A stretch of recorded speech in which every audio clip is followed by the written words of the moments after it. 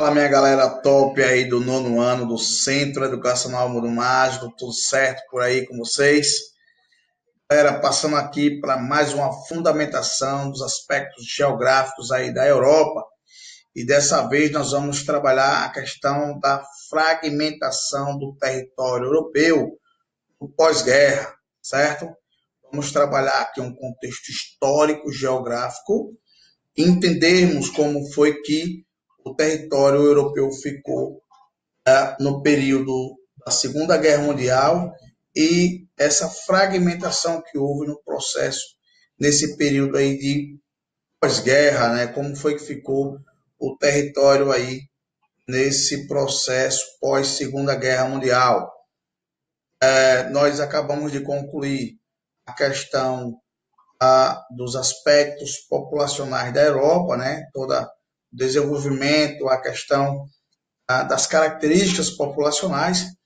E agora, seguindo o nosso roteiro, o nosso cronograma, nós vamos aí abordar a questão da perspectiva geohistórica, da fragmentação do território europeu no pós-guerra, galera. Entender aí essa conjuntura dessa geopolítica do território europeu, onde nós vamos estar fragmentando, né, já que a aula de fragmentação, essas aulas em alguns capítulos, esse é apenas o primeiro que nós vamos aqui abordar, né, essa temática, fragmentação do território europeu no pós-guerra, no pós-Segunda Guerra Mundial. Obviamente, no contexto histórico, vocês conhecem que nós tivemos a Primeira Guerra Mundial e a Segunda Guerra Mundial. Essa segunda aí que eu estou me referindo é aqui nós vamos abordar o contexto espacial da Europa nesse momento. Ok, galera? Preparados? Olá, professor Fabrício Muniz, Geografia na veia para vocês, Europa. Bom, pessoal, vamos entender então, nesse primeiro momento, essa questão dessa divisão geopolítica. Olha, só que existe um aspecto histórico, certo? E o aspecto geográfico. Nesse momento, nós vamos trabalharmos a questão do aspecto geográfico, essa divisão na geopolítica sobre o olhar geográfico, territorial, essa divisão mesmo do território, certo? Com base na divisão, no aspecto geográfico dessa geopolítica, nós temos aí a Europa Oriental, pessoal, oriental, né? A porção leste da Europa e a Europa Ocidental. Europa Ocidental, a porção oeste da Europa, né? É só localizar ali aquela questão da rosa dos ventos, dos pontos cardeais, norte, sul, leste e oeste, e aí vocês vão entender essa divisão perfeitamente, ok? Naquele contexto, a parte oriental da Europa estava sob o domínio político da União Soviética. Pessoal, lembrem-se, a URSS, União das Repúblicas Socialistas Soviéticas, URSS, era um agrupamento, uma união. Percebam o contexto histórico no qual nós estamos trabalhando aqui, ok? Enquanto a parte ocidental, certo? Sofria o domínio dos Estados Unidos. Ou seja, a parte ocidental, a parte a oeste do meridiano de Greenwich, né? Sofria o domínio e a influência dos Estados Unidos.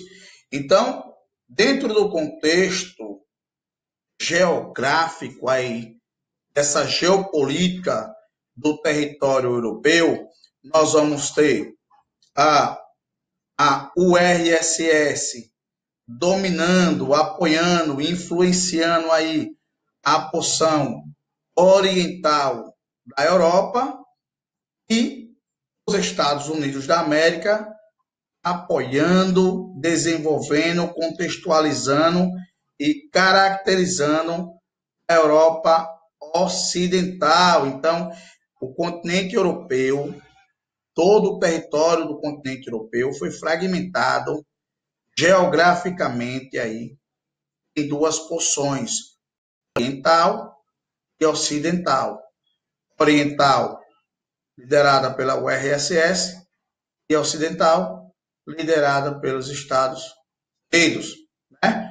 Os Estados Unidos, nesse contraponto aí, lutava pelo domínio tecnológico e pela reestruturação dos países arrasados aí no período de pós-guerra. Nós estamos aí num período de pós-guerra, de pós-segunda guerra mundial. Percebo aí o contexto histórico, certo? E aí nós estamos num período aí de pós-segunda guerra mundial, 1939 a 1945, período, né, de desenvolvimento dessa segunda guerra mundial. E, professor, então, e por que esse período de estruturação dos países arrasados no pós-guerra dentro da Europa? Pessoal, a guerra foi mundial, né? Porém, envolveu todos os países do mundo, cada um, obviamente, defendendo o seu bloco, o seu eixo. A batalha, né? O que nós podemos chamar assim, o octógono das lutas, das guerras, foi a Europa, né? O palco dessas guerras foi o território europeu. Então, os países europeus foram devastados, né? Destruídos, aí bastante variados com a atuação dessa guerra no seu território, né? Cidades foram praticamente destruídas, né? Monumentos históricos, enfim. A guerra não respeitou nada. A guerra é destrutiva, como o seu próprio nome diz, guerra é destrutiva. E acabou aí ocorrendo um processo de degradação estrutural aí dos países europeus, certo? Nesse contexto aí do pós-guerra, os Estados Unidos começou a tentar reestruturar, por isso a denominação, reestruturação dos países arrasados no pós-guerra. Nós vamos ver aqui de que forma isso ocorreu, ok? Nós temos aí essa divisão física territorial, né? O mapa e a expansão territorial da Europa, e aí nós temos uma divisão, que essa divisão aí, oriental e ocidental, pessoal. Nós vamos ver aí a Europa do leste e a Europa do oeste, né? Europa oriental e Europa ocidental. Essa é uma divisão física, onde vai demonstrar que mais na frente nós vamos entender as questões econômicas. Repito, nesse primeiro momento, o visual é a estrutura física territorial da Europa nesse processo do pós-guerra, certo? Mas mais na frente nós vamos entender na parte econômica que até os países da porção oriental, certo? A porção leste, são menos desenvolvidos do que os países da porção ocidental, certo?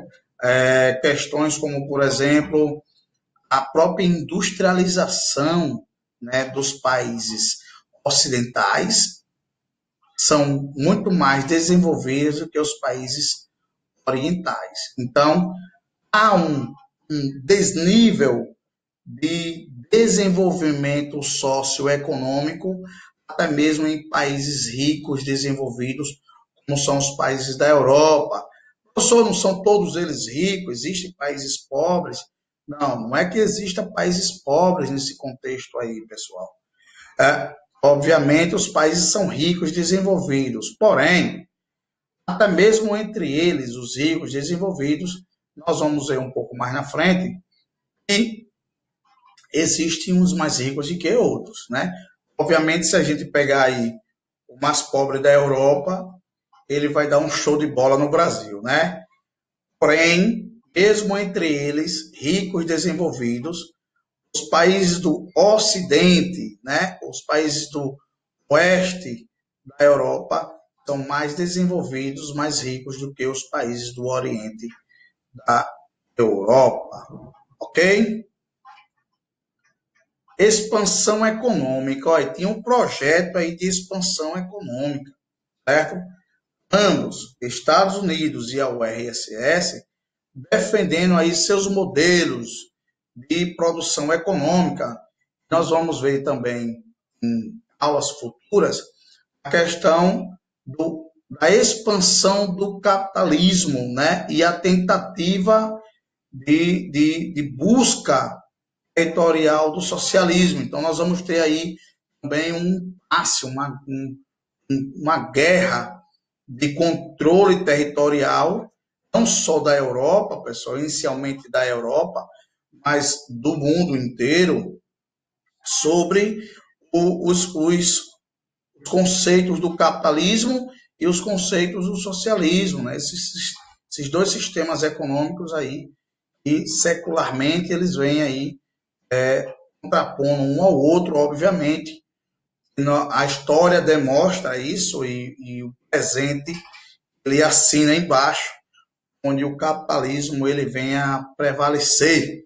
Mas ainda voltando para esse contexto pós-guerra, nós temos essa questão aí da expansão econômica do Segunda Guerra Mundial, também conhecido como boom econômico pós-guerra, ou era de ouro capitalista. Pessoal, é um fato óbvio que os países capitalistas, principalmente os Estados Unidos, tiveram uma lucratividade muito grande com a questão das guerras, principalmente da Segunda Guerra Mundial, pois grandes produtores de armas, né? Os países investiam, os Estados Unidos investiu muito na questão da produção da arma, e aí a indústria armamentista ela impulsionou bastante a economia desses países, principalmente a economia dos Estados Unidos aí. Nós vamos ver um pouco mais na frente, em próximos capítulos, a questão da corrida armamentista, né, e a corrida espacial. E aí eu vou explicar para vocês como foi que isso aconteceu entre essas duas vertentes, os Estados Unidos e a URSS, certo? Essa era de ouro do capitalismo, foi um período de prosperidade econômica em meados do século XX, que ocorreu principalmente em países ocidentais, do lado dos Estados Unidos, após o final da Segunda Guerra Mundial, em 1945, e durou até início da década de 70, certo, pessoal? Então, lucrou-se muito com essa questão aí das armas durante esse longo período aí de incertezas e atuação. Nós vamos ver que durante esse período aí houve outros conflitos, né? E todos eles precisavam se demonstrar força, e a força bélico, pessoal, significa arma, ok?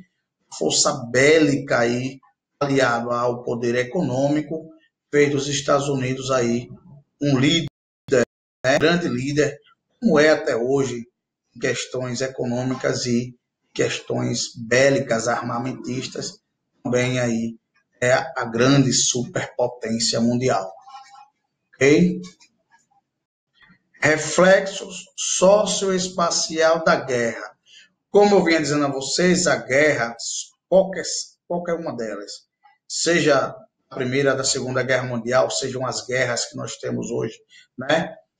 Hoje em dia, espalhada por todo o mundo, as zonas de conflitos que nós temos, seja eles conflitos externos, conflitos internos, enfim, os próprios conflitos ali do Oriente Médio, entre Israel e a Palestina, pessoal, tudo quanto é guerra, todo tipo de guerra, vai provocar uma série de reflexos.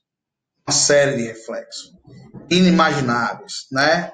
De ordem física, de ordem econômica, de ordem psicológica, de vários segmentos étnicos, culturais. A guerra, ela tem um poder destrutivo. Isso, obviamente, acontece em todos os espaços onde essa guerra ocorre.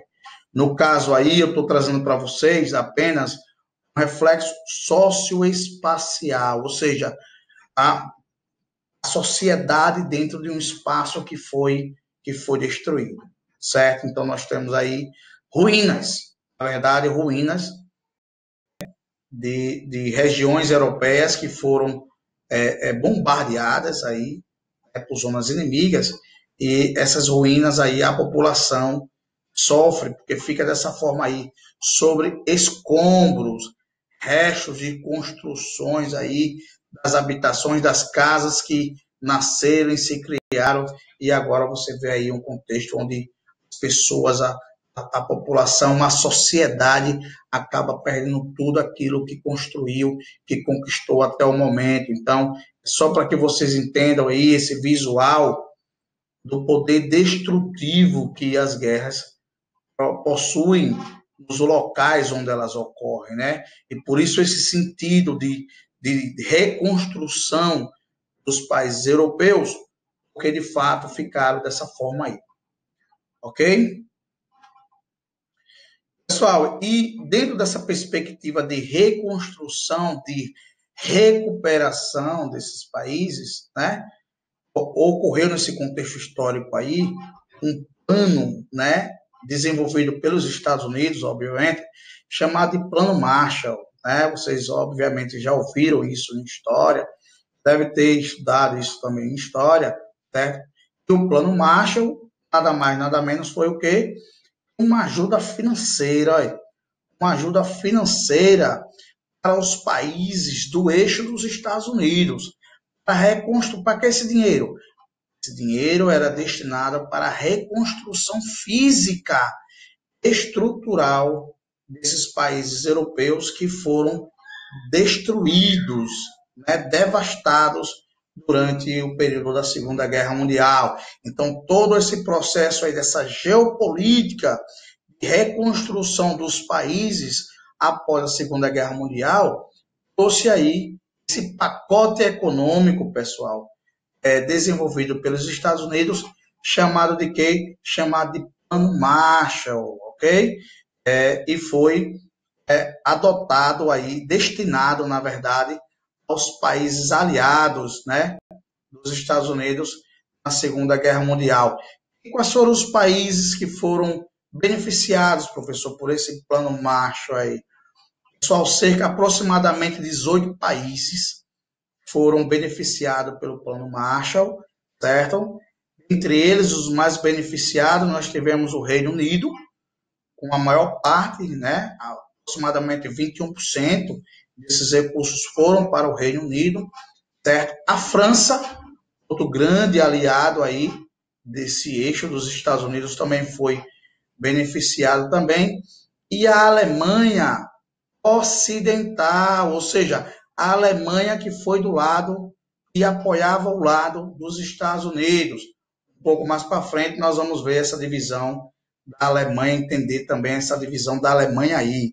Então, aproximadamente 18 países foram beneficiados e esses três aí citados foram os mais beneficiados, né, que tiveram também uma rápida, né, mais rápida reestruturação física, né, pessoal?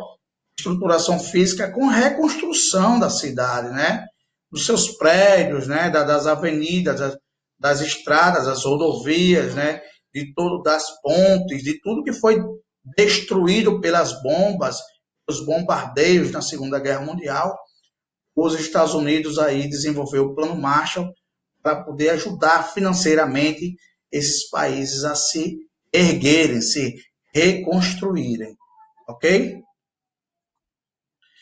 Essa imagem, né, que eu chamo de botando a mão na massa, fica claro, né, a intenção do plano. Nós temos aí, né, capitalismo, os Estados Unidos aí com a colher de pedreiro cimentando o território europeu, cimentando e reconstruindo justamente a parte, se vocês perceberem aí, a parte, né, oeste